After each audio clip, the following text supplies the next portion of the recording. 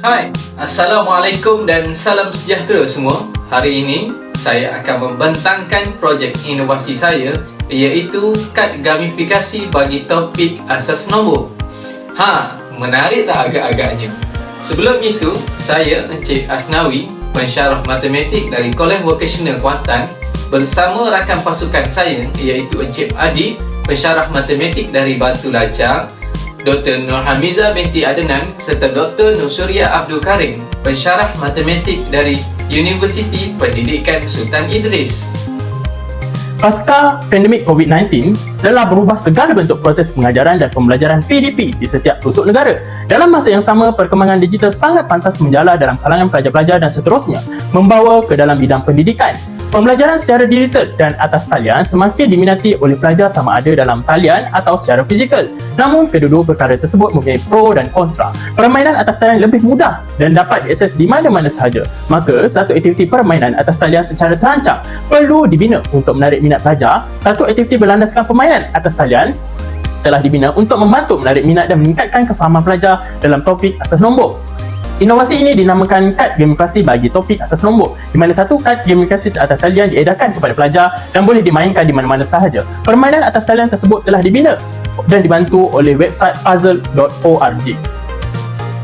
Jadi, kenapa kad gamifikasi ini dibina? Berikut merupakan penyataan masalah bagi inovasi kad gamifikasi. Yang pertama, pelajar lebih berminat aktiviti PDP secara digital. Hal ini bagi melihat interaksi dua hala yang lebih aktif dan mudah berbanding latihan secara bertulis. Yang kedua, pelajar kurang faham dan gagal menyelesaikan pertukaran asas nombor dengan betul. Hal ini kerana konsep pertukaran asas nombor ini perlu diingati oleh pelajar. Yang ketiga, pelajar kurang minat berbanding sekiranya latihan diberikan secara bertulis.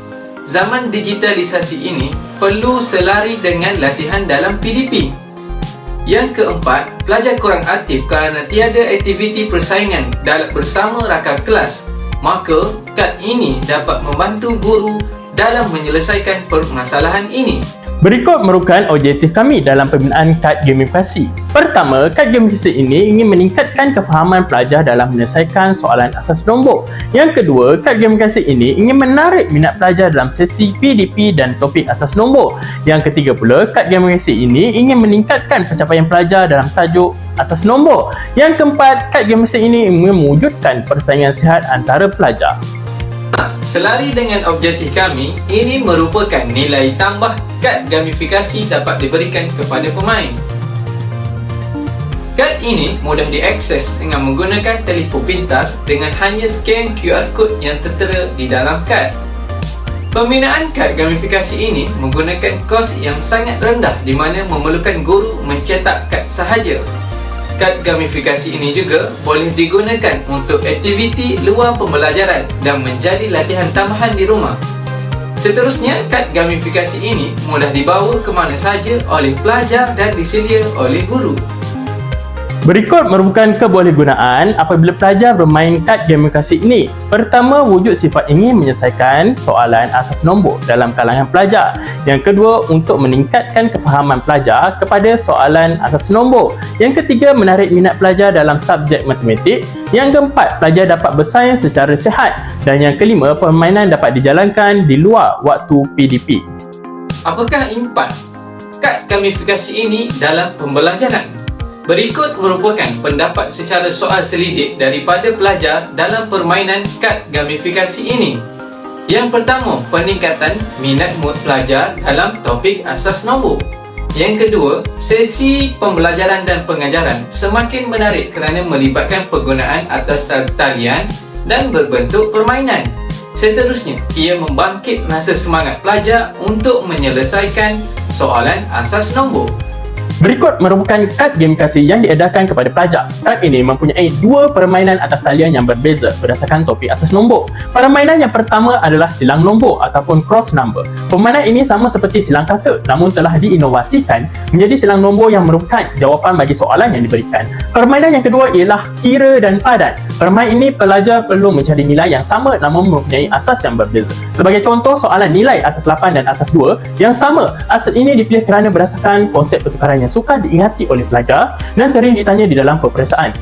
Kad ini mengandungi QR code bagi memudahkan pelajar mengimbas di mana sahaja menggunakan telefon bimbit. Kad ini juga terdapat link di atas kad jika kad ini diberikan secara soft copy, dan pelajar hanya perlu tekan link tersebut dan akan dibawa ke permainan tersebut.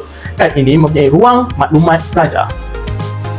Berikut merupakan permainan silang nombor secara atas talian. Permainan ini sama seperti silang kata. Pelajar perlu menjawab soalan berdasarkan ruang soalan yang diberi. Pelajar perlu menulis jawapan di ruangan jawapan silang nombor. Bagi jawapan yang betul, ruang jawapan akan bertukar berwarna hijau. Jika jawapan tidak lengkap atau salah, warna akan kekal berwarna ungu. Dalam permainan ini, masa menyelesaikan kesemua soalan akan direkodkan.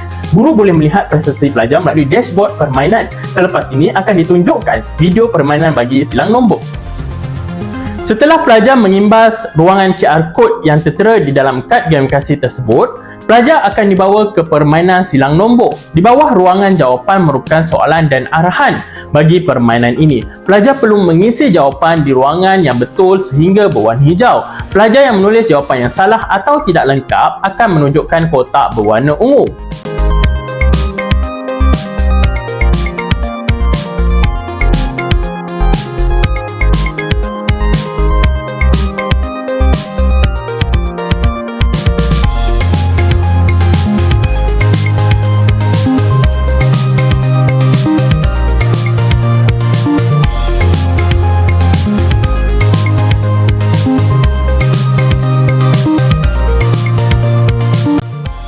Berikut merupakan kad gamifikasi permainan atas talian iaitu kira dan padat.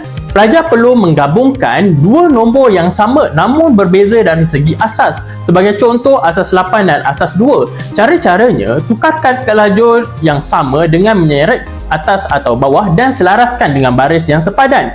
Jika nilai yang dipadankan adalah betul, nilai tersebut akan bercantum dan menunjukkan warna hijau. Jika salah, kad tersebut tidak akan bercantum. Dalam permainan ini juga, masa menyelesaikan kesemua soalan akan direkodkan. Guru boleh melihat prestasi pelajar melalui dashboard permainan.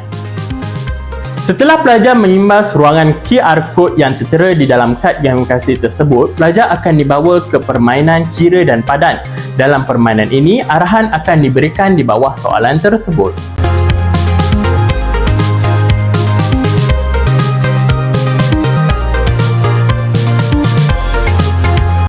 Oleh kerana inovasi ini dibina secara atas talian, inovasi ini mudah digunakan untuk aktiviti luar pembelajaran dan mudah dibawa ke mana sahaja untuk digunakan. Kad gamifikasi ini telah dilaksanakan di 3 kolej vokasional di Pahang dan Pulau Pinang untuk kajian awal pembinaan.